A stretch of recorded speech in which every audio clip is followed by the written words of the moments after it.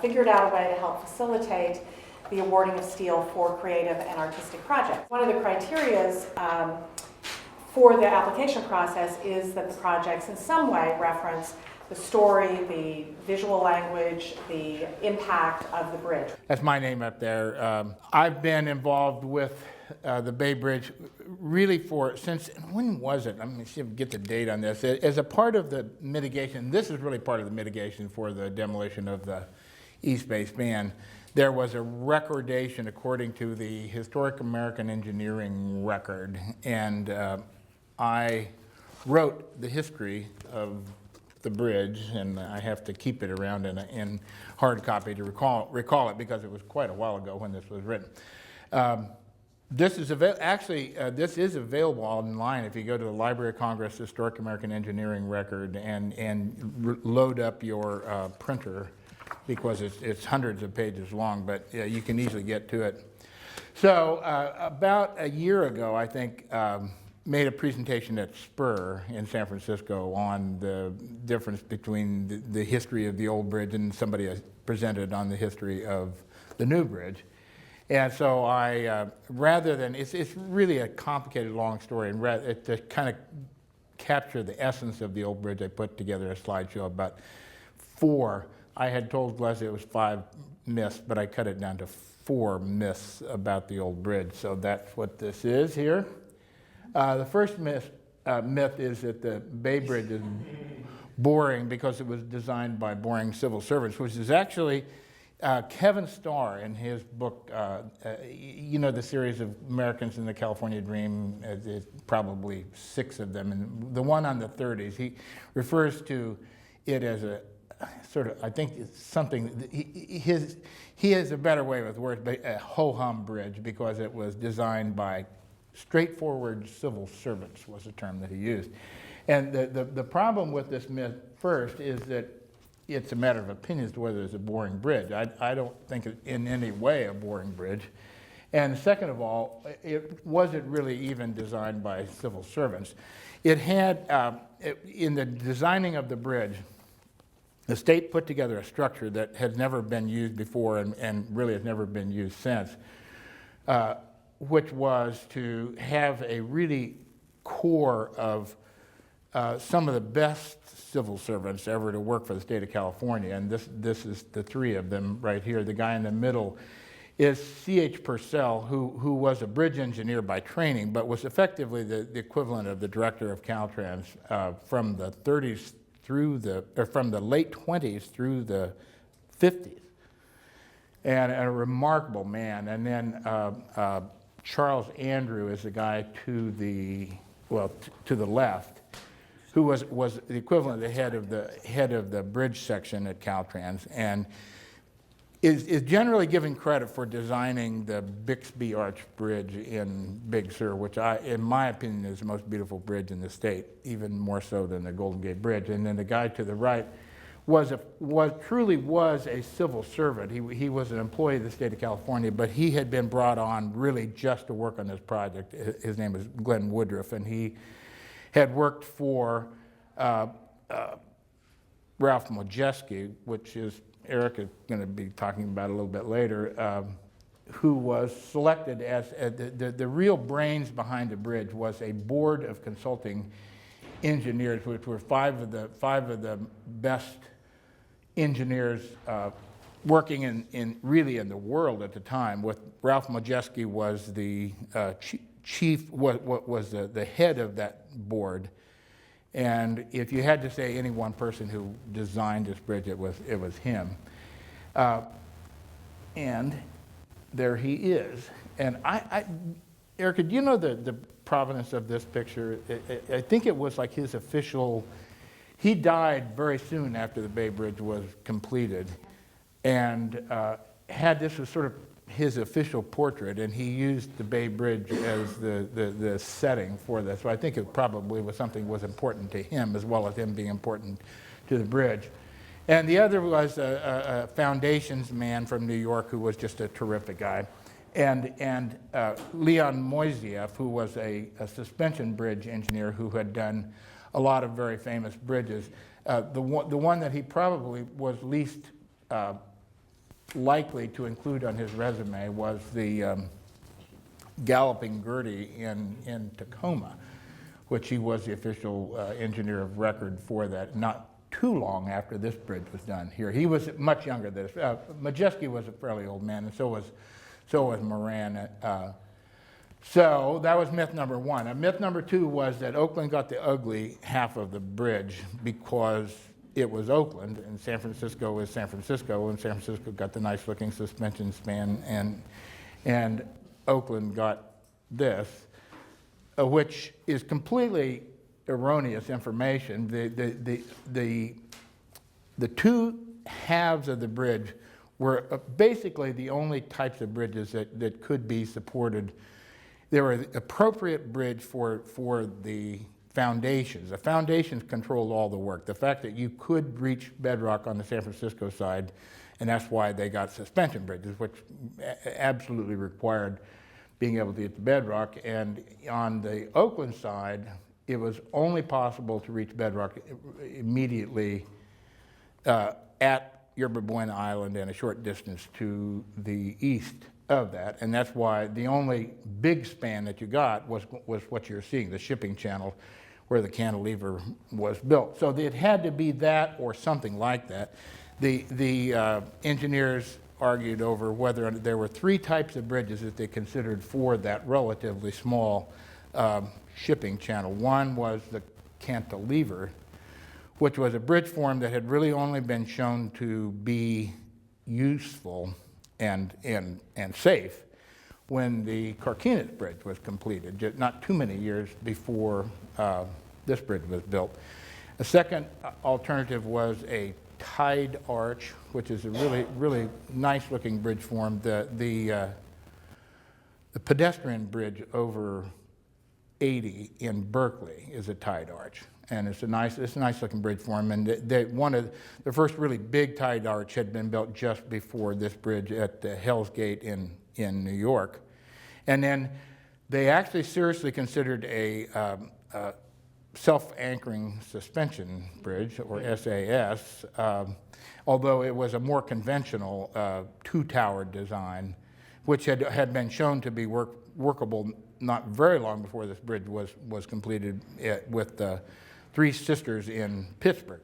So they were going to build some kind of a relatively small span on the Oakland side with approaches to it. And that was the only kind of bridge that they could build. So it was not an insult to Oakland. It was the only type of bridge that was going to work at that setting. And these are some of the examples of the things that they considered there. Of course, the San Francisco side included some pretty fantastic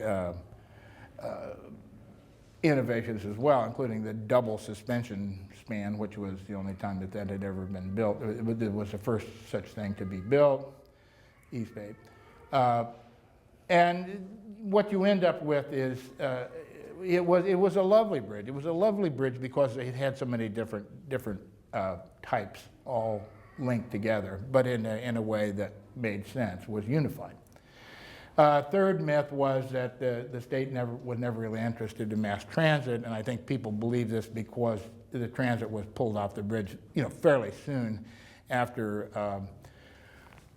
World War II, and I think that the Division of Highways was happy to have the truck and transit lanes that were on the bottom of the bridge, but you cannot look at the money that was spent, and this was a very carefully budgeted. They watched their pennies in building this bridge, and the engineering that went into accommodating the rails. You can't say that they spent an enormous amount of money and an enormous amount of engineering headache to make the rails work. And it was because they were counting on the bridge revenues to pay off the loan. And the fourth myth was that the bridge was heavily damaged during Loma Prieta. It was damaged. It was damaged. You're looking essentially at the only real damage that was suffered. And it was up and working a month, I believe, after the earthquake. Not that there weren't other issues with the bridge, but the myth that it was completely knocked out of service is not supported by the facts. This is what we have today, and thank you for hanging in there. Yes? Besides the engineers, I understand that the architects were also involved in the design, or at least consulting. For example, Timothy Pfluger, actually at one point was planned to do a relief on the San Francisco Tower. Well, you should read this book. There's a whole section on the architects. My conclusion, and it's wonderful, the consulting engineers were total pack rats, and all of the correspondence for this is at the State Archives in Sacramento. But and the correspondence between the architects, and there was a board of consulting architects, of which Timothy Pfluger was the chairman, just as Modjeski was the chair of the engineering board. But they didn't like each other very much. The engineers, I think, thought not so much that it was expensive, but it offended their sense of what this bridge ought to look like. Like the center, there was, and I have never seen it. Some people have told me that they have seen it, that Pfluger had actually, I only heard it described read it described in words, but his concept for the Center Pier was to include a big statue of Atlas holding the deck on his shoulders. I've never seen it. Some people tell me that somewhere in Berkeley, I think, at the School of Design, that there is an actual drawing of that. But the Modjeski's reaction to it was classic. I don't think we'll have any atlases or something like that. But no, the only things that board they did rely on them very much to design the San Francisco approaches, which had a lot, and they're really very nice, and also the sort of the fluting in this column, and the fluting of the suspension columns, the steel of it is attributed to Pfluger, and so I think that their role in designing this bridge was a lot less meaningful than it was the artists who were involved with the Golden Gate Bridge. I think they had a more profound impact. This is a more straightforward sort of structure, I think. What was the name of the book? It's not a book. It's just Historic American Engineering Record, HAER. The one there is typically just called HAIR. And there is a link to that report on the page for this program on the museum's website. Oh. And I have done a lot of these HAIR documents, and they're typically done just before demolition, which was the origin of the phrase "hair today." Where did the steel and the materials come from? It came from it was the U.S. Steel, which owned the American Bridge Company, and the American Bridge Company fabricated this. So they were from U.S. Steel plants in Indiana and Pennsylvania. It's U.S. Steel, completely 100% from Gary, Indiana, and someplace in Pennsylvania. I'm not sure where in Pennsylvania. And how does that compare with the new bridge? I honestly don't know, but I imagine it was by train, but I may be wrong. I'm Brian Maroney. Good morning, everybody. Happy Saturday. Hope you don't mind. It's Saturday, so I'm going to be a little comfortable. I kept my tennis shoes on, and I'm rolling up my sleeves. First of all, I think it's really great. I don't know if you know about it, but when we first signed the environmental document, and we follow NEPA, that's the National Environmental Policy Act, and we have to do a proper evaluation of everything associated with building a new bridge, and that means sometimes removing an old bridge. So we follow national law. And part of that is to respect the old bridge, and it was nominated to be on the National Register of Historic Structures. And just because it wasn't on it and it was only nominated, it still gets all the protection as it was. And we committed at that time, when the environmental document was signed, to recordate or record elements of the old bridge because they would be lost. And I'm so happy we did that. Because did you know the west spans is gone? As an engineer, the coolest part of the west spans, and it wasn't really a bold bridge, the west spans. Back-to-back suspension bridges, the central anchorage, nobody was sure enough that we really didn't need that central anchorage. So out of concern or just lack of uncertainty, they said, let's put one in there. But the mathematics, the statics, the computational analysis says you really don't need it. So it's kind of interesting about the west spans and the east spans. Did you know, and I'm going to show you this, we can't easily plug it in, but here's a shot of the cantilever. This is the most fantastic part of the Bay Bridge. Did you know the west approach is gone in San Francisco? It's gone. It's completely replaced. Did you know the beautiful, delicate lacing? This is my favorite part. The beautiful, delicate lacing of the east spans, and you've been given an opportunity to pass this on. If you look at the towers, you drive across the bridge, and you look at the towers, the lacing is gone. It's gone. Golden Gate, they're taking it off, and they're putting on new plates, and at least they're trying to put in the triangular shape that's shown by the lacing. But it's going. You have the last chance to take it. When you drive on the lower deck of the west spans, and you drive across, and you see the diagonals, right? The lacing is gone. They took all of that beautiful, delicate lacing, and it's gone. And now there are plates with armholes to be able to get in there and put on the bolts. So you folks have a really important job. And I'll tell you, Oakland, I love Oakland. I worked in Oakland. I live in Davis, but as a young man, as a young engineer, I worked in Oakland. And I lived in San Francisco, so I know both. Oakland got the best part of the Bay Bridge. Did you know the towers of the west spans were not designed by what you need? They were designed on strictly aesthetics. They were extra big. The east side, you know what I like about the east side? And I'm a kid from the Midwest. I didn't grow up with a silver spoon. I'm a kid from the Midwest, and this is why I like the Oakland side of the bridge. Did you know the Oakland side of the bridge, when you look at the towers of the Oakland side of the bridge, have you noticed how thin they look compared to the west side? And you can say, oh my gosh, it's the spans are bigger. Of course they're bigger on the west side.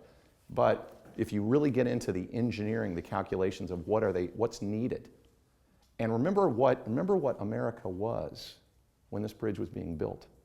It was poor. It was hungry. They didn't have extra.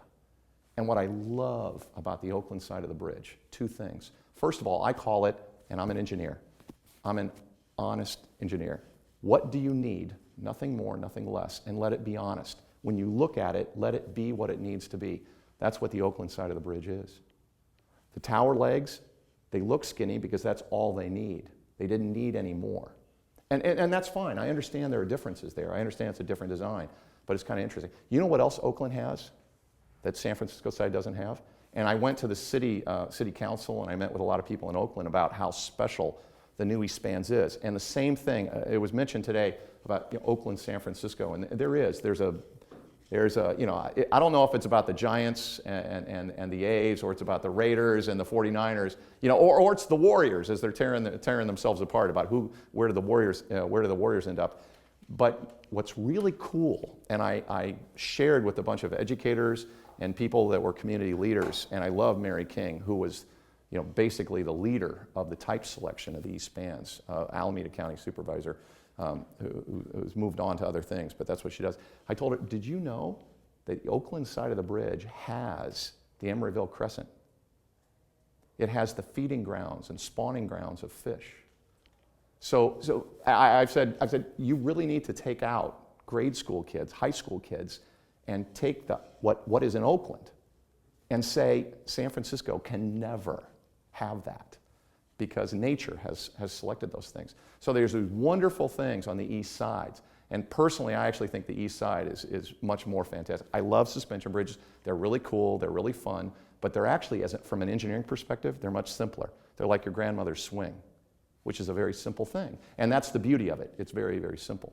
But the east side is really fantastic. And the pieces that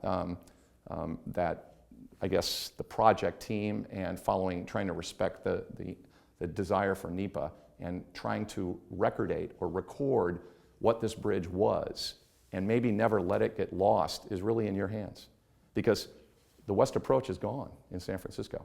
It's landfill from 1906. Like when you drill into the dirt under the West Approach, you find, we literally found material that we couldn't figure out what it was, and it ended up being couch stuffing material. So the West Approach, you're talking about landfill, it's modified, it's different. And the west spans, if you look for that delicate lacing in the tower, it's gone. The delicate lacing in the diagonals when you drive underneath, it's gone. And right now, you are the folks who are going to make sure that's never forgotten, because I think it's fantastic. Did you know the 6 pieces that the bridge is made of? My kids are into Legos, and it was probably because I made them, right? When I grew up with Legos, there were like 4 pieces of Legos, and then you get like 4 different colors, and that's it. You had to be creative. Nowadays, Legos come with kits, and they're like Star Wars, and they're specialty pieces, right? And it's really a reflection of who we are. Okay, these are the 6 parts on the entire Bay Bridge. Plates, just a flat plate of steel. Next thing, an angle. A rivet, which is a modern bolt, right? Pins. Let's see, cables and I-bars, and that's it. Now, I-bars. And I made sure, Peter Lee asked me to help him, and I made sure that there are I-bars. In fact, I want to take, remember there was a big battle between, I guess it was Willie Brown and the people of the community saying, we want a safe bridge, let's go. And there was this whole big stink about the brew pub, right? It's the old torpedo building where people put torpedoes together, and in case they blew up, they wanted them far away. And there was a joke about it being a brew pub, and that's the one under on the east side on Yerbuin Island. Well, when I retire, which I'm going to as soon as I get the last little bit cleaned up here, I want to buy that, take out a loan and buy it, and I want to open a bar, and I want to call it the I-Bar. And then I want a couple of I-Bars, out there. So and I-Bars will drive somebody to drink, but what's really fascinating is, and I'm gonna show you something here that I want to make sure you understand. And people talk about, and I'm anxious to actually answer some of your questions about the material. The material. Think about this. What is this material on this old bridge that we're taking down and the west spans? When was it? 1930s, right? Well, where does technology come from? Most of the time. It comes from war, doesn't it? I hate to say it, but that's really where a lot of it comes from. This is a test sheet, and you're welcome to see it. This is a document that shows a measure of toughness on the steel. So think about the idea or the concept of tough steel. And the concept of toughness is a measure against brittle. So like a piece of chalk, you snap it, that's brittle. It doesn't bend. A paper clip, you can bend it and bend it back and it still functions. That's a tough piece of material. Well, that concept only was developed, and steel specifications only enforced that after World War II, when Liberty ships, as they went across the Atlantic Ocean to try to support England and Europe in the battle against Nazi Germany, everybody thought they were being sunk with torpedoes. But it turned out some of them were just cracking in the cold Atlantic Ocean. And a couple of them sank in New York Harbor. And there's this test called a Sharpie test, Sharpie V-notch test. And it's a measure of toughness. And you can go on YouTube and you can watch what this test is. It's really fantastic. But we're looking for numbers like 30, 40, that's the kind of number you want, 50. You're looking for the 40s, okay? We tested one of the I-bars and we got 4.6. So the idea of, I want to share with you this steel, and everybody thinks steel is strong. Well, steel is strong, but steel has to have more behaviors than just strength. And this is World War I technology steel that you're working with, and that's really important. It's not tough, which, by the way, if you're going to pull out a welder, be careful. Probably won't work well for you. And that's why there's no welding out there. That's why they're all riveted, right? That's what, and modern steel today, and it doesn't matter if it comes from China, doesn't matter if it comes from Indiana, Oregon, New York. It doesn't matter if it comes from my mom's kitchen in Illinois. Okay, steel has a certain spec today, and it must meet them. So today's steel is just, it's like the crummiest car you buy brand new today, right? Think about safety, and now you're going to be in a crash. The crummiest car you buy today that's on the roads, and think about the best car in 1933. Okay? Which car do you want to be in, right? So the steel material is just not even comparable. And by the way, most of the steel actually came from U.S. The orthotropic box and the steel tower came from China.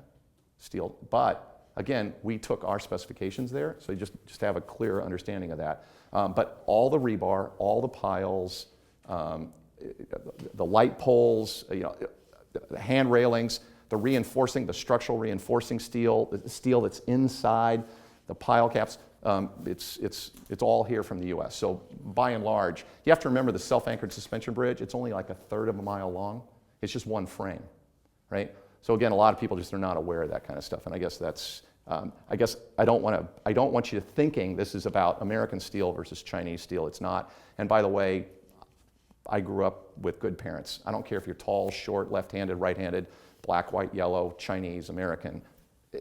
The tests are the same. They're all the same, and that's a bunch of people being afraid of something. So if the steel came from China, if the steel came from Indiana, if the steel came from Illinois, we still test it, and we still make sure it's the right kind of steel. But what's interesting is this steel, it's not steel like you're used to working with. It's World War I technology steel, and if you weld a weld bead on it, you might be able to kick it off with your shoe. Okay, so it's tricky. So being true to the nature of the steel and what it was designed for really leads you to rivets. Okay, let's talk about rivets a little bit. What is a rivet as compared to a bolt? A rivet was a way to clamp things together. Today, when I need 3 inches of steel or 4 inches of steel, I can order a 3-inch piece of steel or a 4-inch piece of steel. Back then, you couldn't. You could order things like 3/8, 5/8, 3/4 at the max. So if you needed 4 inches of steel, what you would do is you would lay many of them right next to each other. You would drill a hole through all of them, and then you would place a piece of hot steel through it, a rivet. And then when it was very, very hot, you would put great force on it. And then as it cooled down, it shrunk and it clamped, and it became an effective piece of 4-inch or 3-inch steel. So some of this, probably most of this material you're going to get is mostly just clean plate, angles, rivets, etc. But if you really, really want one of those, then you're going to have to ask, say, I want something like a shoe, which is built up angles and plates. The shoe is the part where superstructure, the horizontal part, connects into the bottom part. So the material, I just want to, and I could talk for 2 hours on the material. As soon as I get to leave this job, I'm going to go back to the university, I'm going to write a book about the technical parts of the bridge. But I just want to share with you, I could talk for 3 hours just on the material. So be careful of the material, and it varies like crazy. Just because you say this is Bay Bridge steel, there are different types of steel, and they're all different. But be careful if you think you're going to weld on it. You can certainly torch it, and by the way, because I told you about the layers, the different plies of the steel, we could clean off the hazardous lead material on the outside. We can't clean off the stuff in the middle.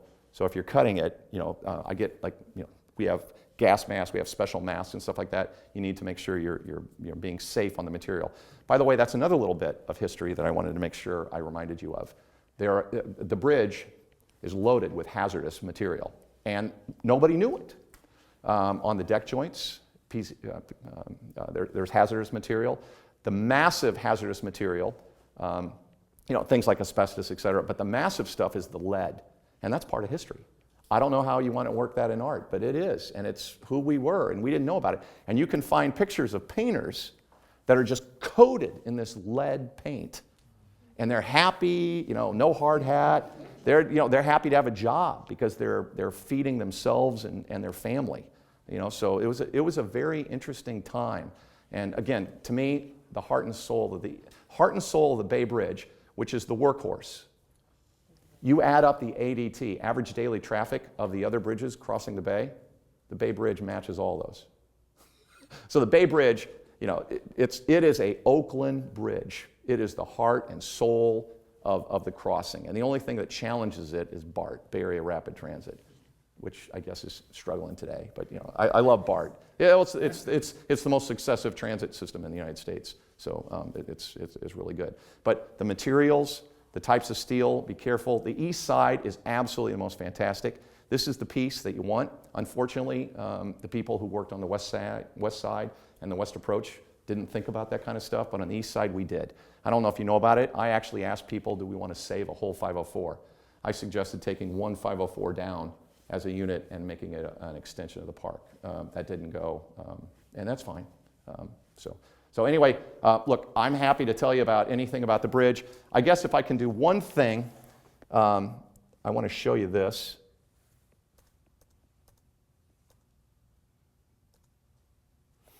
This is a picture I just want you to see. This is the cantilever.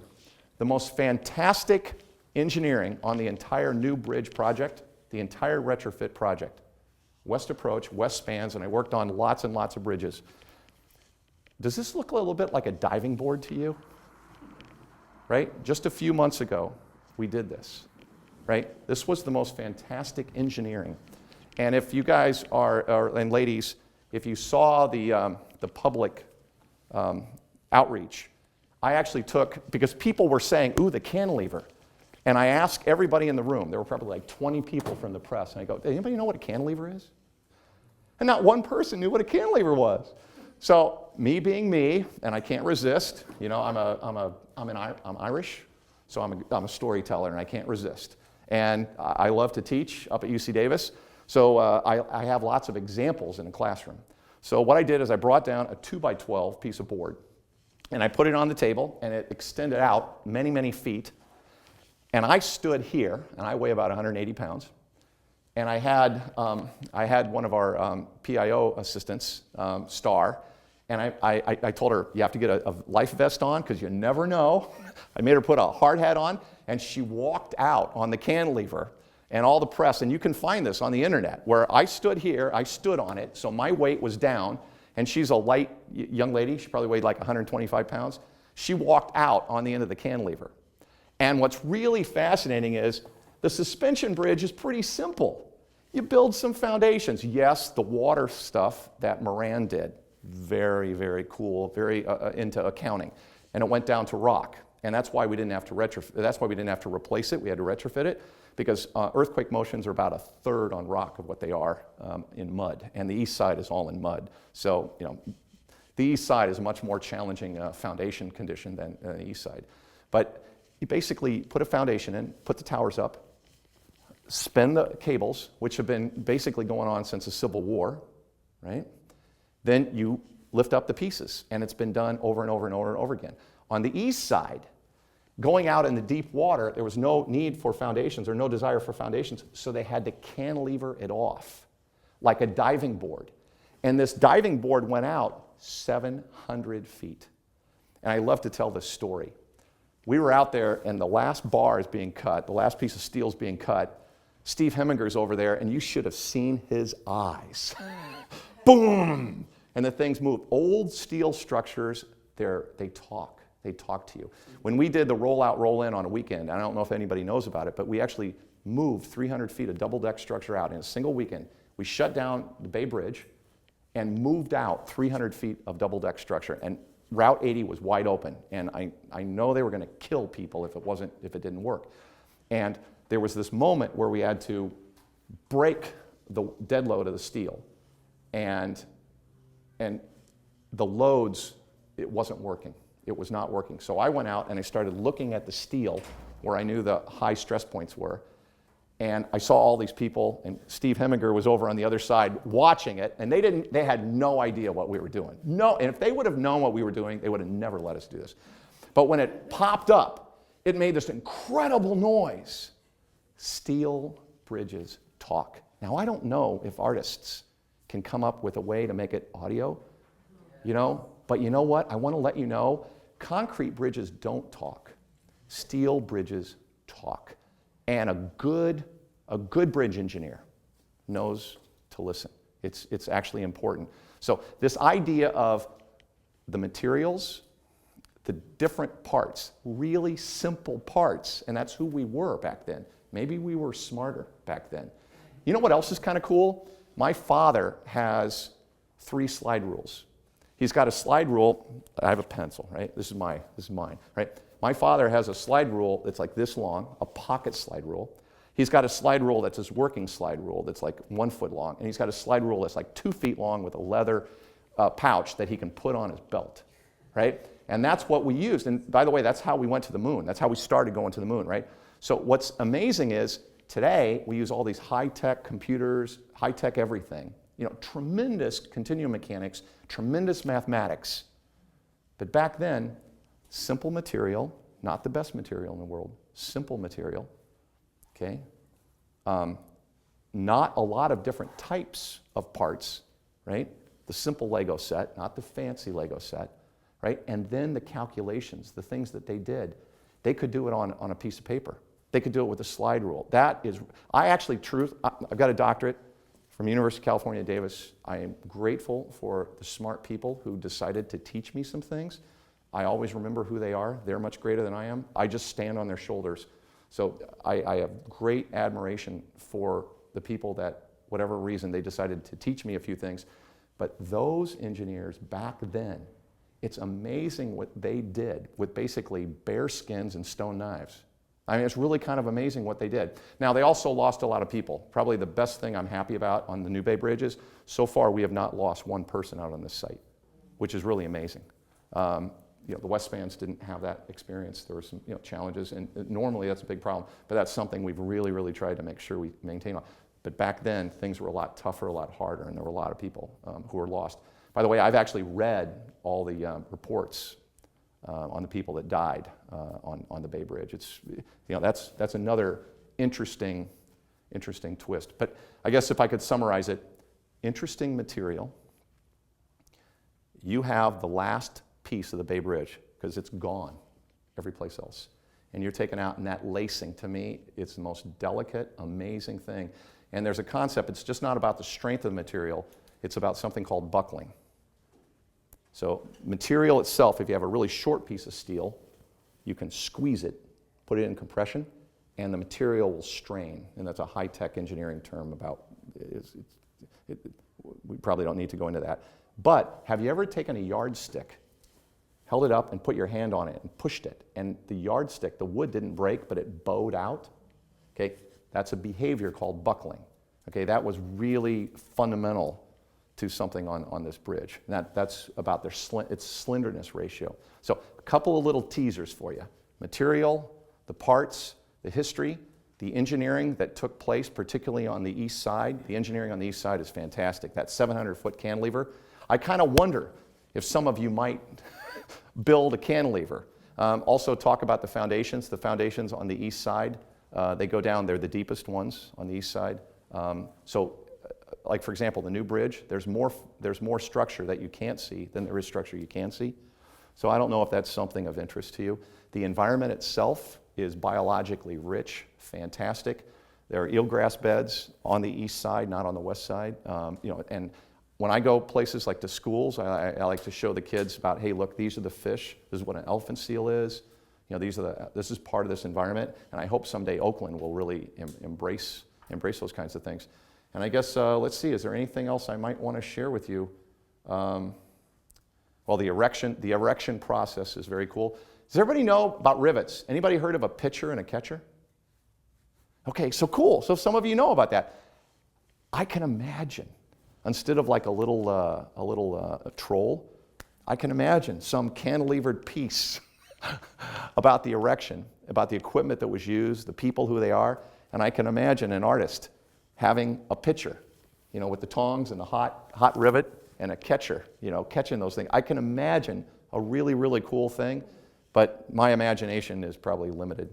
But I do want to let you know, I'm not an artist at all, but I do want to let you know, in 5th grade, Lynn Ramey, our art teacher in 5th grade, pulled out 3 people in our class and said, you guys are gifted, and I still remember them, Debbie Timmons, Kathy Waller, and Brian Maroney, and I thought, why am I here? And later on, I think Lynn Ramey was sorry he ever asked me to be in that group, but so I have no qualifications to be an artist, but maybe I have so much respect for Lynn Ramey. If there's one thing I can say to this camera, Lynn, I'm there for you, I remember you, and thank you very much. So look, if there's anything I can do to share with you about the stuff, and if there's like, if you think we didn't give you the right stuff, like a shoe or something like that, or a pen, I kind of doubt if that's realistic, but if that's a big thing to you, you guys got to let me know. Okay, but I think we gave you the right stuff, certainly the most critical stuff.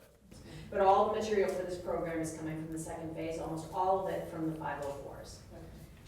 But I think the material that's been selected for the program really reflects the repeating kind of qualities that Brian was talking about. So the material that was selected from the 504s is not similar to the material that would have been reclaimed from the cantilever sections, because we weren't able to retain any huge architectural components of the bridge. So although the pieces that are being made available through this program are still very large in many cases, but that they are reflective, I think, of the. There was nothing on the cantilever that you didn't get. You got eye bars, you got plates, you got lacing, you got rivets, you got pins, anything, and that's. I wanted to get the cantilever down for safety reasons. And that's why we moved it to the 504s. But there's nothing that you could have got on the cantilever that you're not capable of getting on the 504s and 288 with the package we gave you. What is 504 that you keep mentioning? The cantilever on the east side, there are 4 spans of 288s on the island coming out of the tunnel, and those 288 numbers, that's the length of the truss. And it's a type of structural system, a truss, and maybe even your art, you might want to use truss as compared to bending. The cantilever, it's about the mechanism, about the engineering, about how it transfers load from support across the superstructure. That's about, that's half a mile long. And then there are 5 504s, and you can go out right now, and actually this picture right here, here's the cantilever. And the only difference between these two 288s and the rest of the other 12 288s are all the same. So the numbers are about the same. These structures are simply supported structures. And it's because, remember, the engineers at that time, they did hand calcs, they used slide rules, they didn't have, computers. They didn't have what high school kids have today. Okay, so they had to make do, and sometimes they would make structures simple. They would make their behavior simple. This cantilever, it's so long, a 1,400-foot span, huge. The back spans are a little over 500 feet long. Are you ready for this? This pier right here, you would think it's like Atlas holding up something, right? Are you ready for this? The support here is actually holding it down. It's like a diving board. When you walk out on a diving board, right, there's a pin that you can use your foot, to spin, and you can change the flexibility of the bounce, if you will. The back is actually holding it down. This pier, E4, which is the one that's out there right now, it's designed literally to hold down this, because this diving board is so big compared to this. I mean, the east spans, I gotta tell you, Oakland has a gem. You folks have such an important role here to make sure Oakland knows what they had, and what they have now, by the way, right? That might be something kind of cool you do. How do you say this is the old and this is the new? But you still have, this incredible integrated environment. But anyway, I love the east side, and I love Oakland. Go A's. Yes, sir. 2 questions. You mentioned the deaths on the bridge. I've heard that one of the problems perhaps was that on the Golden Gate, they had safety nets and hard hats. They didn't have that on the Bay Bridge. And you've analyzed all the deaths, so if they had that, do you think there would have been? Oh, sure, of course. Okay. Oh, yeah, and those are just like 2 little pieces, the hard hats and the nets, right? That's indicative of a whole philosophy and theory, right? And they were going up at the same time. Yeah, and of course the Golden Gate. I mean, I don't want to beat up those leaders that made judgments on the east spans or on the entire Bay Bridge. And the gentleman who spoke earlier, they were the same contract. Like contract 7 was steel. It was steel on the east as well as on the west. So it all came in one, same people, same group of people. But the Golden Gate was that much further ahead when it came to safety. Yeah, but that is big. If safety would have been, if the same measures on the Golden Gate would have been taken on the Bay Bridge, fewer people would have died. Yeah, I'm sure that. And my second question, I've spoke to a couple of people that deal with, they're at New Deal sites. One is the San Francisco Zoo, where someone that was working there praised the old steel because they said it was much more durable. And then another experience in the new University Art Museum at UC Berkeley it's a New Deal building, and I had an ironworker told me he really liked, because they recycled the steel in the construction of the new building. He said, this is really, really good steel. I don't know what he meant, so I'm just wondering Well, I guess I'll just say, think about anything from World War I and compare it to anything today. That's the common sense comparison. I know of nothing that is as safe, as good, as tough. I mean, literally nothing. It just doesn't happen. Now, I can take it to engineering. There's something called ASTM. ASTM is a standards for testing materials, right?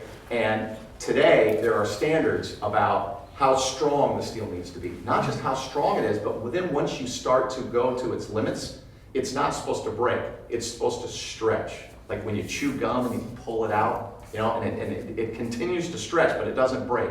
That's about how tough it is. That's how ductile it is, right? That concept wasn't even, well, again, the Sharpie value I just showed you, right? We tested an IBAR and it had a 4.6, or I forget what it was, 4.6, 4.7. Today, we're looking at 10 times that, right? We're looking at much better stuff. It's stronger, it's better. For example, this steel, you can't even weld it. You can't weld the steel. Like with TIG or MIG? Nothing. And it all goes back to the carbon content. And the reason is because it has to be tough. Now, you might be able to weld it to just hold it together, but to weld it and say it's strong, that's another issue. But you need to be careful about if you're counting on the welds just to connect it, that's one thing, and just say there's some visual continuity. But if you're counting on it to be strong like the steel, because most weld material, the weld material is actually stronger than the base material. And that's something fundamental to at least structural design, where this stuff, I guarantee you can't do that. So this steel, and again, it doesn't matter if the stuff came from Etiwanda down in Southern California. We got a lot of steel from here in California. We got steel across the United States, and on the SAS contract, we got some steel. In China, and on the west spans, we got some steel from Brazil, right? So state law is you go low bid. That's a state law. But with that low bid is you have ASTM specifications that says it has to be this strong before it yields. It has to be this strong before it breaks. It has to be able to be elongate. Even though you're going above its strength, it can't just fracture. It has to stretch and elongate before it breaks. So the steel today, it's just not even close. It's like an airplane, it's like a F-35 going up against a Sopwith Camel. The technology, it's just orders of magnitude different. And what was the tensile strength minimum?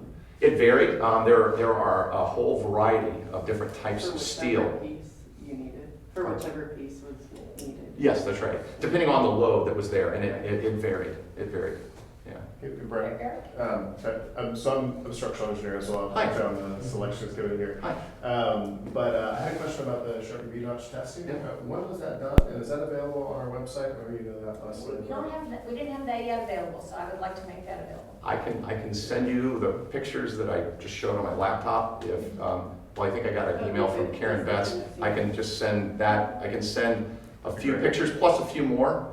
I thought I could just plug it in today, but I can send you half a dozen pictures that I think might be valuable, plus that sheet. Yeah. Now that was from an IBAR. That was from an IBAR. And when was that performed? Was it just here during the deconstruction? Just a few years ago. Okay. Yeah, that'd be very. But again, Sharpie V-notch testing didn't even happen. That concept, or the idea of that kind of toughness, didn't happen until well after World War II. Yeah, of course. So what the concept? It's not like the Bay Bridge steel was bad. It was great for its day. You know, fantastic. Yeah, no, I think some of the structural engineers I totally would echo that old steel is bad news. Although I will say, just your thought experiment there, the one thing that was better then was the wood. The timber was better back then. You are right. Yeah, the redwood, you would not believe, like, I worked on the Nimitz widening, right in downtown Oakland, and we widened it, and we pulled out lost deck. So the lost deck, which is timber that's lost, that's why it's called lost deck, it was throwaway wood, 3 decades ago, solid, hard redwood. And the contractor found it. And they all of a sudden, they had a special group, they slowed down, and they were pulling it out. I guarantee you that's on somebody's, Tahoe, deck someplace. You are so right, the wood of yesterday. In fact, what's kind of cool? We're tearing down right now E3, pile cap, we're preparing to remove it. It's a navigation hazard underneath it. It's actually the most left pier that you see in that picture. You can see the old formwork, and you can see this on the Golden Gate concrete anchor houses, where the formwork, today we use plywood because it's cheap, it's light, it's fast, and it's actually really strong because you have these plies, and if you have a flaw in the wood, it's not all the way through the whole system. But you can see this formwork, and they use solid, like 2x12s for the formwork. I mean, that just wouldn't even happen today. Well, yeah, you are right. The wood is so much better. One quick follow-up question more related to this. Has there been any fatigue testing done of the existing riveted connections? Has there been anything like that to understand sort of what their capacity is? Well, let's see. Well, on the rivets, we haven't done it lately. But places like Lehigh University, you can go into Lehigh, and Lehigh is the leader in the United States, maybe arguably in the world. The UK is pretty strong. But Lehigh is the place where people do fatigue tests. And fatigue is like, say you have a truck that goes over a bridge, and you're not bending the steel. You're not taking it beyond its limits of damage. But if you just do something over and over and over and over and over and over again, and you start talking like 2 million, 10 million times, sometimes even though you don't damage the steel, you don't yield the steel, you don't break it, but you just work it so many times, you can start to take teeny tiny flaws that you almost need a microscope to see. But under those kinds of millions and millions of cycles, like the front end of a truck where the front tire has an engine right over it, so instead of having dual wheels in the back, you just have 2 wheels in the front and you got an engine on it, it's a big load. And if you have millions and millions of those, you can start to wear out the steel. So that's what fatigue is. But I would say we've got about 6,000. I think it's about 6,000 truss-like structures in the United States on the interstate system, or on the roadway system in the United States, and many of them are posted now. But I think they've performed really, really well. But you raise a good point. The 1927 Carquinez Bridge was also riveted, and it was taken down. I don't know, some of you might know about it, but if you remember, it was actually shut down for a while. And it was because fatigue cracking. So nothing tested out for the Bay Bridge sections yet. We didn't see any of that, but obviously a low Sharpie value would suggest it's vulnerable to it, and it lines up exactly with the 27 Carquinez Bridge. And the details are frighteningly the same. And by the way, the Richmond-San Rafael Bridge, it doesn't have the big 1,400-foot center span. It only has 1,100-foot spans. So that behavior I told you about, how the back piers are actually holding down the truss. So the Richmond-San Rafael is not quite like that. Richmond-San Rafael was one of the last structures in the country that was riveted, and it's pretty much a copy. It's pretty much a copy scaled down on the east spans. Now, obviously, it's double deck, and it's only 3 lanes. It's not 5. And originally, like this gentleman said, there's 5 car lanes below, 3 truck lanes, and 2 rail trains. Richmond San Rafael, it's 3, but it's double deck. But basically, those 2 cantilevers at Richmond, they're pretty much scaled down versions. A little bit shallower, not as long, and then they call them 289s.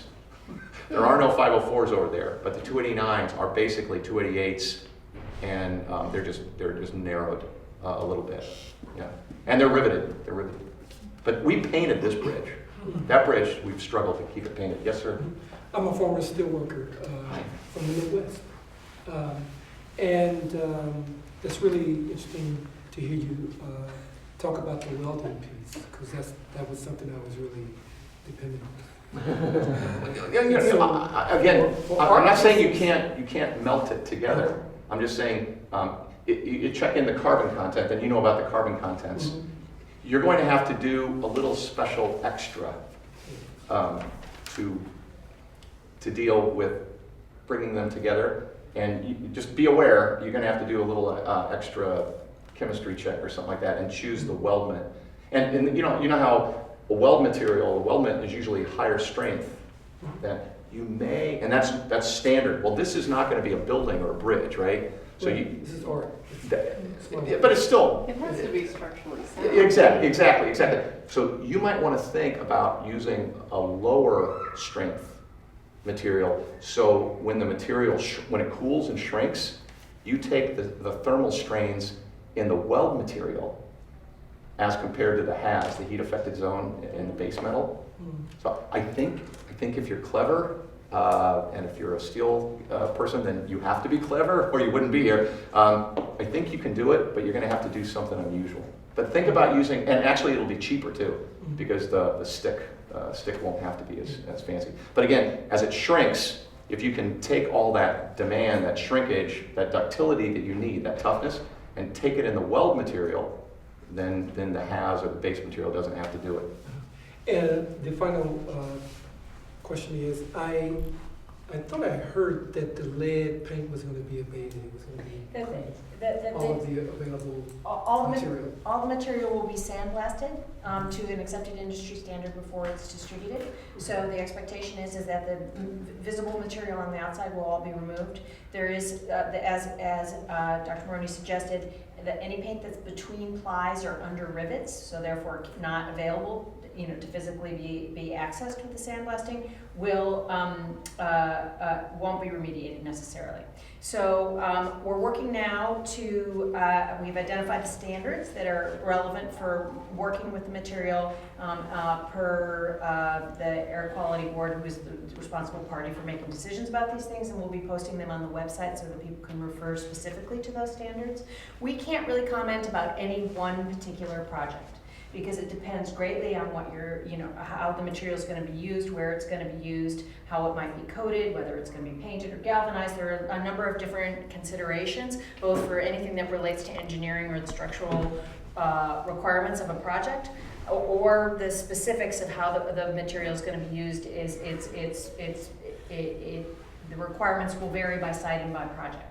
We're trying to provide as much information. Today, actually, we have some new information to me, and so we're going to try and provide all of that information as much as we have on the website, so that you can make appropriate decisions as you're moving forward with your plans and developing your projects. Thank you. No matter what, you need to be thinking about a vent, and you need to be thinking about the right masks. Did anyone record the audio boom? Like, was that on film at all? Because I know I there doubt was a it. live cam on the bridge, but if somebody just was like, No, I don't think anybody did that. Fantastic. But when everybody got excited about it and they heard the stories, and of course this stuff happens. Then, are you ready for this? Walt Disney came out, and they wanted to get inside, and I was telling them about steel bridges talk all the time. You walk through a concrete bridge, it's quiet, right? Steel bridges talk. And Walt Disney had fancy, I don't know anything about it, but they had fancy recording equipment, and we took them inside the self-anchored suspension bridge. And when you walk down it, just walking makes sounds.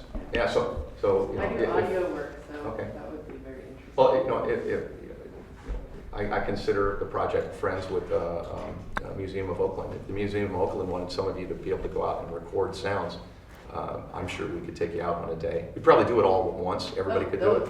But yeah, we can make sounds available. Can we do that? That would be awesome. I'll go home and I'll say it was pleasant to meet with you, Karen. It was nice to meet you. Everybody was really nice, but I got one request to have some people go out. And we actually took people out on the 504s a long time ago, right? That was tricky. But this, inside the box, that's as safe as it gets. Okay. That's super safe. Because I have all the portable, high-quality audio equipment, and mics and That would be great to organize, so. We are We can all working hear with Caltrans and the demolition contractor to evaluate whether or not, or what the issues would be with getting people out under the bridge to see the material before the demolition's completed. There's some complexities, but we're trying to work through those for small groups to potentially go out. Can't guarantee that yet. And then also there's almost everybody who's interested in this program is interested in seeing the steel and having a more immediate kind of feel for it. So we're trying to come up with as many mechanisms that as we can for that kind of access, either while it's still, I think they describe it as in the air, while it's still in the air, and then also potentially when it's down. I think that my hope was to allow as much access as is practical for people even before the application process, but we're working through the mechanics of the liability insurance and all the other kind of issues that raises. The problem is the 288s and the 504s, they're under contract right now. And if you went out the boat, we could probably take this whole room out on a boat if the museum asked. We could probably get you out and drive you along it. But it's a live construction site, and if you were to go look at it right now, you would see a huge chunk of the 504 288 upper deck is gone. And the bottom is already carved off. So it is now already a compromised structure, and the contractor has to manage that, and their bond or their insurance is managing that. I just have to be honest with you. I cannot imagine CEC or Silverado ever letting anybody out on that construction site because, again, it's a compromised construction site now. And they would go, financially, I just can't justify it because if one person gets hurt, then the whole thing's a loss. So I hate to be the Grinch. So let's I find it consider hard, but a boat is Let's possible. do the boat, because we And can very just bring safe. mackerel and. And more very Should rent the Potomac for that. Yeah. Roosevelt's, yeah. Yeah, you should. That would Well, it wouldn't good. be fancy, it would be a crew boat. It would just be, it wouldn't be fancy, it's a butt ugly boat. You put a hard hat and vest on. Yeah, you go out and take pictures and you Yeah, get close, That would be great. but it's not fancy. Yeah. Yeah. Right. I think he's got a question that I have. Hi. A couple questions sort of in line with this gentleman. Since the welding is problematic, are there other methods of joining the metal? And then can people still use rivets? I mean, that hasn't been done for... Well, first of all, bolts are the cheapo way to do it now. Okay. We every once in a while we'll have a need to rivet a structure together, and what we do is we look for like 90-year-old guys, and there's still a couple of them are still around that know how the process works. So that's kind of an art decision. I mean, if you want to be true to it, you can. I mean, the technology of Rosie's riveting. around. Yeah, that's right. My aunt was a Rosie See? the Riveter. So There we were like should- 12 of them. we Did you already know that? know. There were a bunch of Roses. Yeah, she riveted. She worked in like Oklahoma. Yeah. But riveting is absolutely, the technology is really simple. Can the rivets still be gotten? No, you buy them. Yeah, I mean they're pretty simple things. And quite frankly, even if you wanted rivets, I mean I think we got a few million rivets right now. and I assume you're not talking about going through ply. So I mean, and if I remember right, I thought I asked Peter Lee. There are 1,000 Like rivets that a bunch of rivets. So But I don't know if they're... you just have to clean them. You just have to clean them. These pieces will have rivets, won't they? Some of these? Well, Yes, well, of course. Those will already be used, right? And then there are 1,000 rivets, which the number of people have explained to me that rivets were not designed to be removed. No. So they will be removed and they will be cleaned, but you can expect a variation in deformation, and I have recently gotten some information which would help to provide some parameters for what the different diameters of the heads of the rivets are likely to be, because and the depth, which depends on sort of the material that they were taken from. So there'll be quite a lot of variation in the rivets that we're expecting to receive, but I can help by providing some outside limitations on what those are likely to be. But I certainly can't comment on whether or not one can reuse a rivet. If it's already been used and deformed, it seems no. There are some Everyone's bolts. saying no. Not structurally. Yeah. Not structurally, but there are some bolts called carriage bolts, which have a similar aesthetic to rivets. If you want to kind of mirror the aesthetic without having to go find a riveter. So there's some options like that as well. I think the river would be awesome. It would be cool.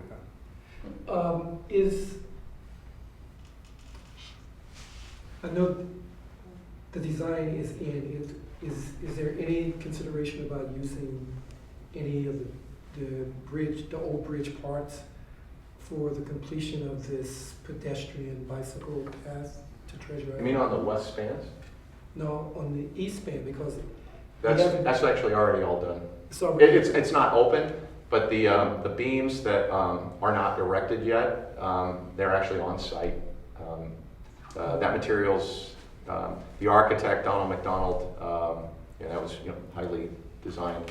And then the East Bay, I think it was called the Bicycle Coalition, I don't know, there's a name for The it. East Bay Bicycle Coalition. Okay, Alex Zuckerman was very fundamental in helping guide how wide it is.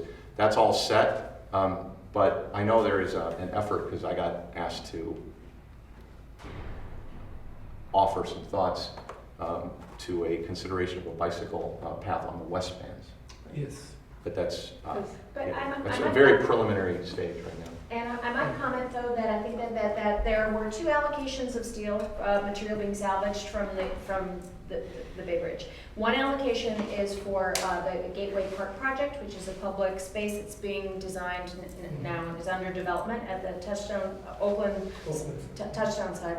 And so I think at this process, that design program we are further down the road. So there'll be more time required before any information will be coming out about how that allocation, which is separate from the allocation that's being covered by this program and that is being distributed through the auspices of the museum. But it seems that there might be an opportunity with that allocation for works to be created which relate to that space and to the potential to the bike path. But that's not our purview. It's not our program. So I can't give you any specifics, but that I think that relates a little bit to your question about the bike access. What was that organization called, or you said park? It's the Gateway Park is the name of the public space that's being designed and developed now. Last I checked there was a consortium of 9 government agencies who had a working group that were helping to steer that project. I haven't checked in a little while, so I'm not really sure exactly what the current status of it is. Was there another one you said? You said 2. The 2 allocations of steel were one for the Gateway Park project. There was and then the other allocation is being distributed through this program, through the Oakland Museum of California. And where is the Gateway Park stuff coming from the 504s? Or? It mirrors pretty effectively the same. It's the same kind of material that's being salvaged for this program. I have a question. Were there any women working on the bridge, the original bridge? That's interesting. I worked for C.C. Myers on the eastern side of the Treasure Island. We, while creating that temporary bridge to remove the bridge. You meant the original bridge. The answer is no. There Oh, back in the day. There were some restrictions that were built into the contracts. They're also excluded. There were some racial exclusions on the contract as well. But that was America of the 1930s, right? I mean, there weren't. As to how the people died, I actually have a chapter in this study that has the particulars of. It was almost always something hitting them on the head from above. That was the most common, and you're absolutely right that hard hats would have helped a lot on that. Falling was a big part of it too. I have a question. Yeah. Why they say that the Golden Gate Bridge was a union job and the Bay Bridge was a non-union job?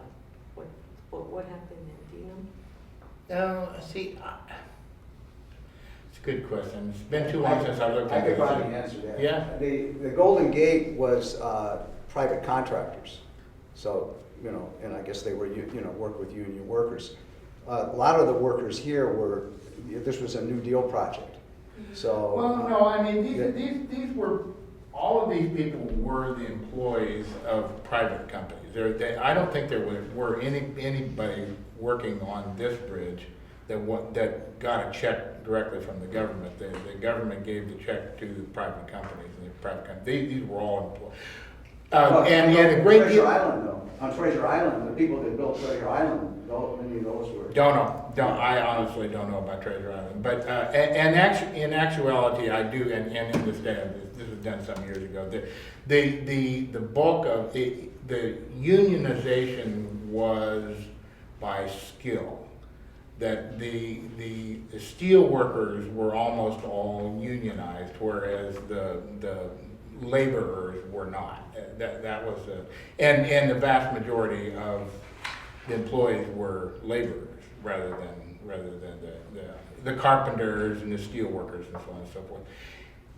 You know, Leslie, I was thinking if we oh, there you are. If we have 1 second before everybody leaves, I wondered if we couldn't pass out the. Well, I think that we have a couple people who are working on projects which they are germane to this program and are related in some way, and we'll give both of you an opportunity to just talk a little bit about your project after I think after we've exhausted questions. Thank you so much. Sure. So I have another question. You mentioned that there's like 7 different kind of bridges in the old bridge, and I was curious about that. And I was also curious if what you might say would be the cousin. So these parts that we're going to work with, where are their cousins? Like, would I go to the Brooklyn Bridge and look at the lace there? Where are their relatives? Well, I'll let Ryan address this, but the steel that you're getting is from fairly simple truss bridges, and there are cousins truss bridges by the, I don't know if it's by the hundreds, but certainly by the dozens throughout California. It's similar to lots of other truss bridges. The Richmond Bridge, right? I mean, that would be the. Richmond is like the Richmond Bridge is a Xerox copy and scaled down version of the East Spans. Yeah. Where else though in the country? Like at that time, There are about 6,000 truss bridges. are they all using rivets in the exact same way, the same parts, the same way? Pretty much so. At that time, there were companies like American Bridge and others that they would come in, and there wasn't a California Department of Transportation. There wasn't an Illinois Department of Transportation. I mean, it wasn't quite like that. And a company would come in, and regularly they would build it and own it and operate and make money. Like, for example, Carquinez used to be, and Dunbarton Bridge, right? It used to be private bridges that when you cross, you had to pay. So companies would come in, and they kept their own secrets, right? So if you wanted to find a really, you can't get closer than the East Spans and the Richmond. Literally, Robin Rogerson worked on it. He told me, he goes, hey, look, we copied it. That's what we did. So you just can't get 2 bridges that are closer, even though they're scaled down. But there are literally thousands of bridges in the United States that are trusses with this lacing. Now, depending on, do you have a vertical and a diagonal, or do you have just verticals and it's a Verandale truss or a backbone truss?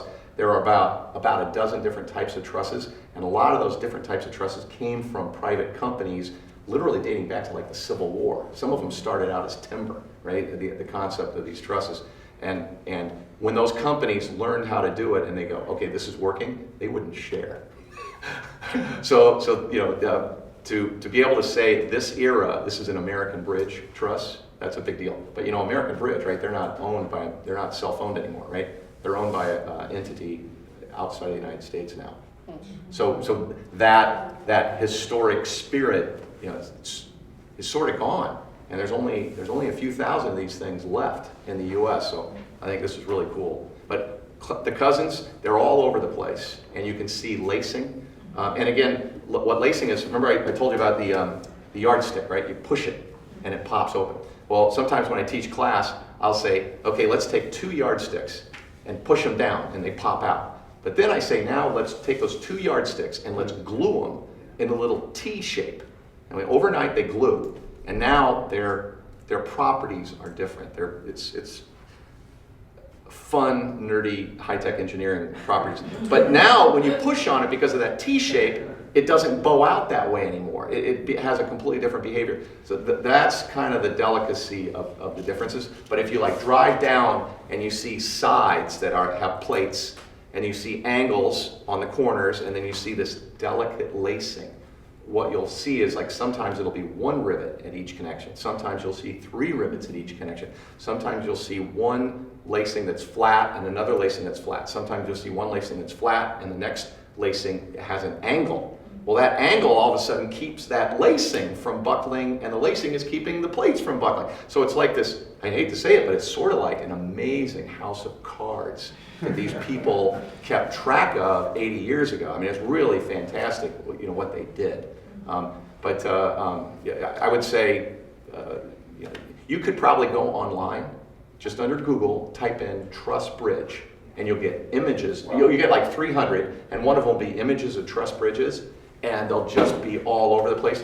A great many of them are on the historic register, the coolest of the cool, and some of them have this delicate, you know, like you go into like Watsonville, you know, and you have these old houses, and they have this like gingerbread, you know, it's clearly because people had such great pride in what they were doing.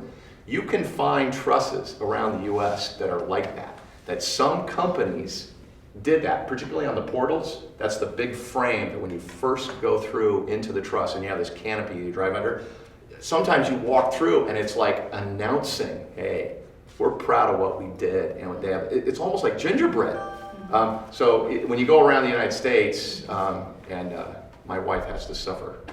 I'll give you, get back in the car, Brian. Give you a couple of easier, even easier ways of doing it. There's a website that's called bridgehunter.com.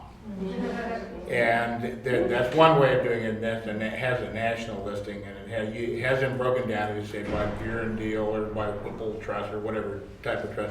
And there's also a publication that Caltrans put out called Historic Highway Bridges of California, and those things they're still available, I believe, through the state printing. And I'm not, and there people are. I actually wrote that book a long time ago, and it has a list of where all the historic bridges and by type in California. The only highway bridges. There's a whole parallel set of all these structures in railroad structures, but those are ridiculously hard to research. But the highways, you just buy that book or look on bridgehunter.com. Bridge Hunter actually has some railroad bridges on it too. Right, I'd say it's more delicate web than House of Cards, right? Yeah. Delicate web. But today we wouldn't do that because we would say we want a compact section, and we ultimately never want buckling to come into play. But it's amazing what they did. Yeah. Amazing what they did. So another thing that I read that there was 60 miles of wire in the first bridge, and I was wondering how many miles of wire were in that? Cable. The new one has 17,399 5.4 millimeter wires. Each wire is about a mile long. So there you go. 17. Okay, so what was it? 17,000. Say that again. 17,399, and each wire is about a mile long because it's continuous. It goes up. The bridge, the frame is only a third of a mile long, right? But it goes up to the tower, then back, loops around, then back up, and then back again. So it's about a mile. Round numbers. Yeah. So the difference is outstanding to me. I mean, 60 miles versus this is like 17,000 miles, right? 17,000, round numbers, 18,000 wires Yeah. each. Miles. Miles, right. Yeah. But you might be comparing the whole cable assembly to the strands. All the wires. Yeah. So I'm curious about that. I don't know. The cable. Wait, the cable. Like Carquinez, Golden Gate, they're all about the same. They're just under about a meter in diameter. Mm-hmm. So all of us, not all of us, all at once. Well, we all could, but at any one point, every one of you could comfortably stand on this thing. I mean, it's plenty wide. It's like a narrow sidewalk, right? And it wouldn't make you feel uncomfortable at all. So you know, it's something like this, right? And then there's thousands and thousands and thousands of wires, which is the assembly this gentleman's talking about, that makes it up. So, you know, So I'm wondering, that figure I heard, I wonder if that's just The cable, and it's not all the wire. Yeah. So do you think there's the same amount of wire? And I'm wondering, in this project, I guess we're not getting wire sections. Well, there isn't really very much of it because of the way that the bridge was. So is it the same amount of wire? Was it the same amount of wire? I wonder also if somebody is talking about like the concrete portion of the bridge. And I remember speaking with some folks in Oakland years ago about, are you kidding me? The Skyway structure is the really cool structure. That's the one that's really fantastic. And part of it was how it was erected. You know, this column, first of all, the piles, the foundation is, you know, I was told you cannot do that. I was told you cannot do it, and we did it. And we didn't have one claim, not one claim. So you build this tower, you build the foundation, you build the columns, and then you start adding on, and typically on a bridge, segmentally erected structure, it's like 25 or 50 tons. We went as high as over 700 tons. We were regularly throwing out 650 ton pieces, and it's erected through the balanced cantilever. So this column gets built, right? The foundation, your feet go in, and the column gets cast in place. Pier table goes on, and then 650 tons, 650 tons, 650 tons, and you go out the length of a football field.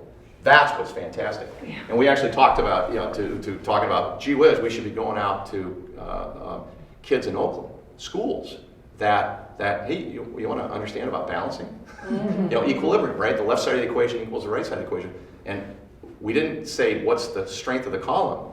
We actually said we don't want the concrete to crack.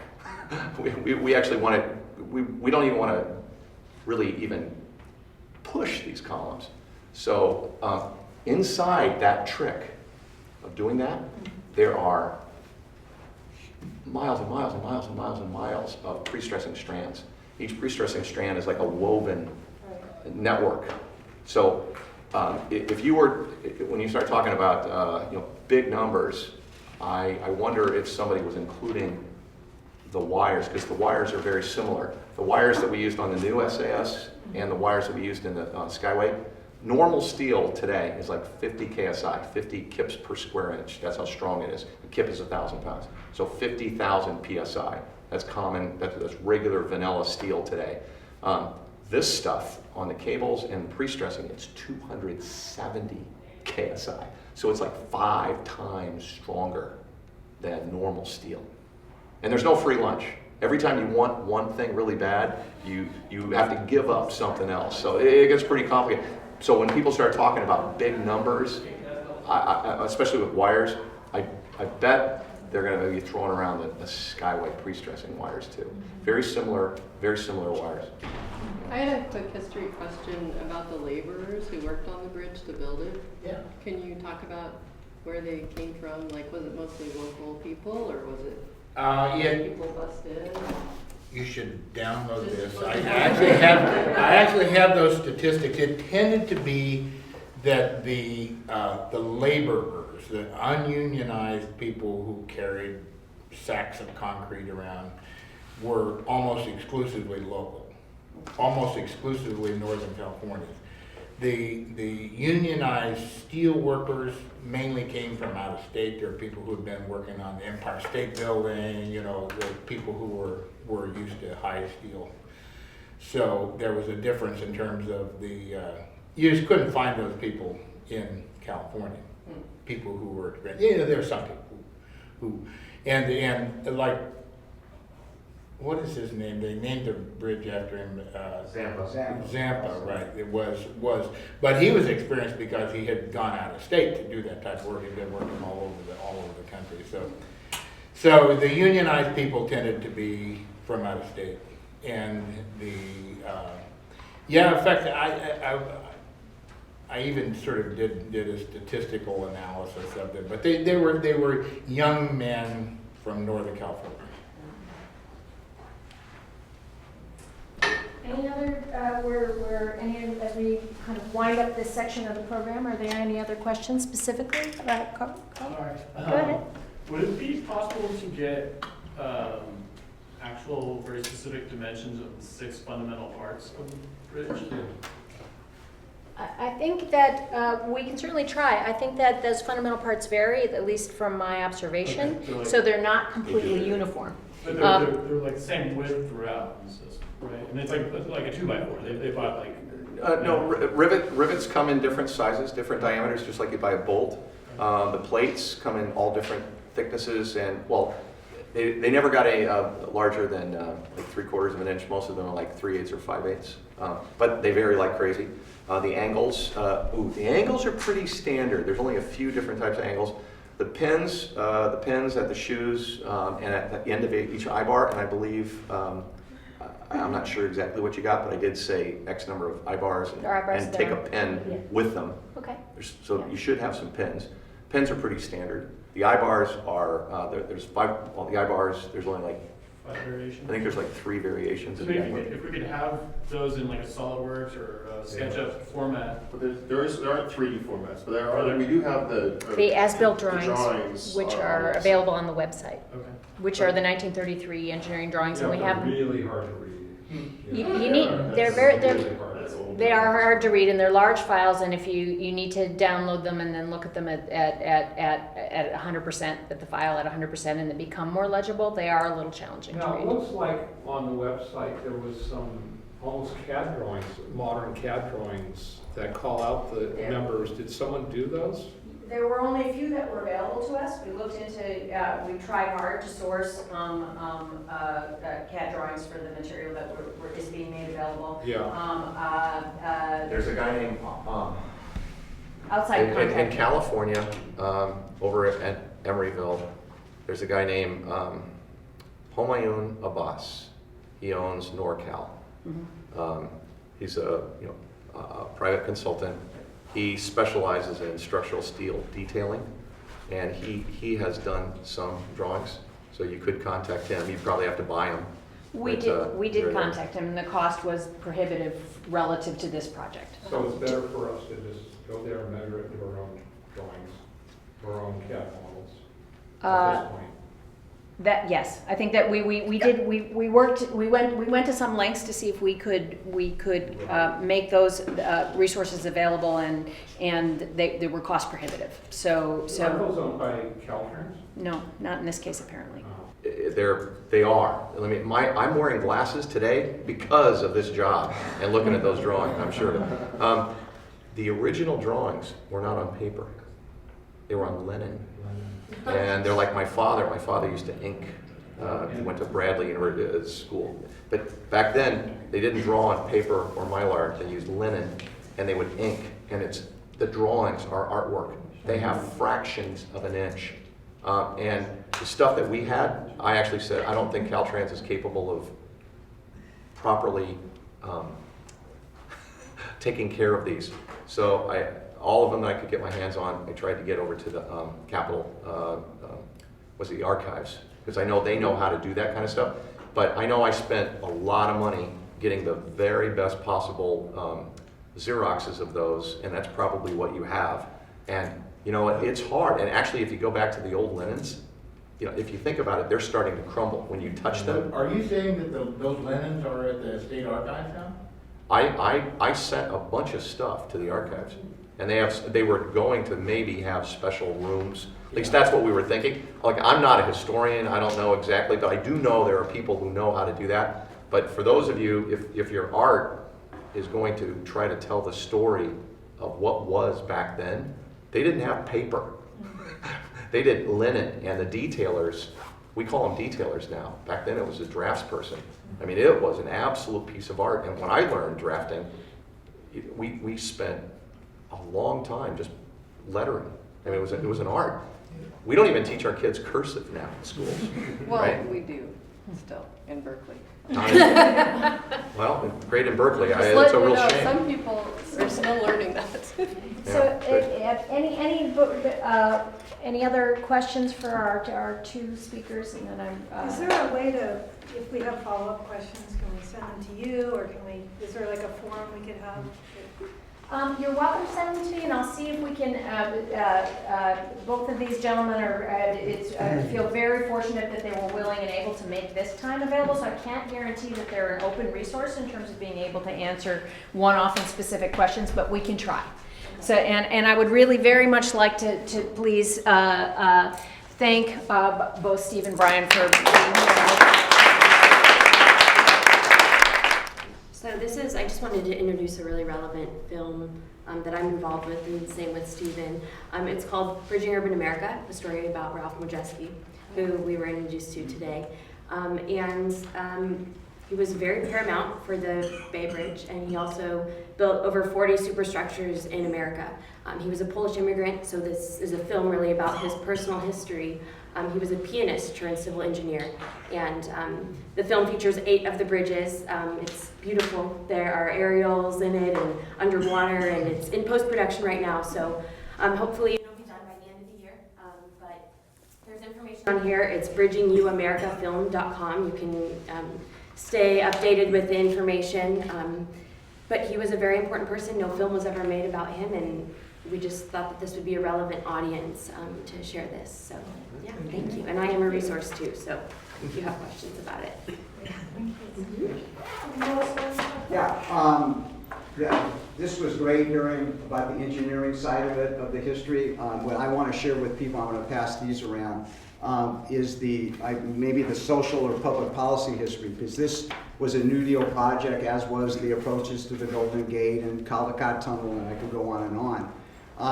So to, I think, really understand the bridge, you have to have some sense of what the New Deal was about during this time, and its relevance to all of us today. I mean, to have this, I mean, we're taking this bridge down, but we still have the other half, and we're still using all this infrastructure there.